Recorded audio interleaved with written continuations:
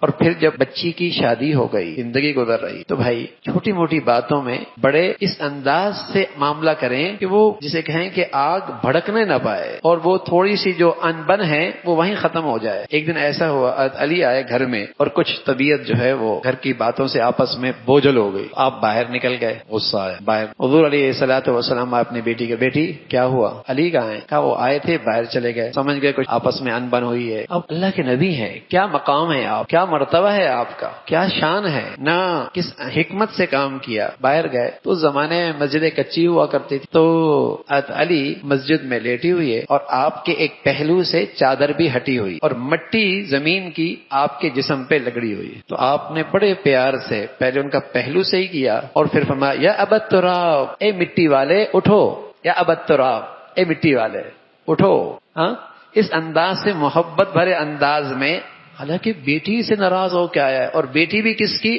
اللہ کے نبی کی۔ اور کون بیٹی؟ جنت کی عورتوں کی سردار، اور کون؟ فاطمہ، جس میں میرے نبی کی ساری محبت اولاد کی سمٹ کی آئی ہوئی ہے، اور اس کو پیار محبت سے گھر میں لے کے آ گئے، نہ ان کی سنی نہ ان کی سنی، خود درمیان میں لیٹ گئے، ادھر فاطمہ کو بٹھایا اور ادھر علی کو بٹھایا، اور دونوں کو ہاتھ لے لیے اور اپنے پیٹ پر ان دونوں کا آپس میں مصافحہ کروا دیا، فرمایا چلو بھائی تمہاری صلح ہو گئی۔ شکوے شکایت اس کی بھی نہیں سنے، اس کی بھی نہیں سنے، اور ایسا حکیمانہ طرز عمل اختیار کیا کہ دونوں کو آپس میں جوڑ دیا۔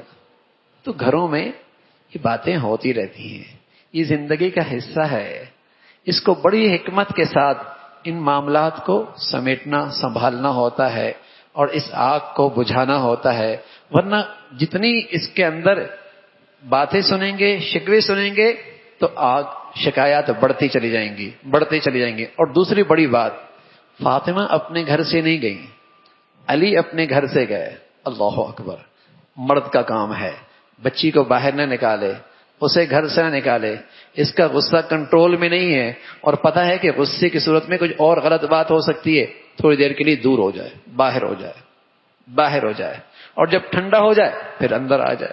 اس لیے کہ بچی گھر میں چلی گئی، بچی گھر میں آ گئی، تو بس اوقات وہ بیچاری کمزور ہے، وہ باتیں بھی کرے گی جو اس گھر میں ہوئی بھی نہیں، ہاں، اور مسائل بڑھنا شروع ہو جائیں۔ تو مرد تحمل سے کام لے اور برداشت سے کام لے، اور غصے کے موقع پہ ذرا اوجھل ہو جائے اور پھر واپس آ جائے۔ تو یوں اللہ کے نبی صلی اللہ علیہ وسلم نے اپنے بچیوں کی، اپنے بچوں کی زندگی سنبھالی۔ اللہ عمل کی توفیق نصیب فرمائے۔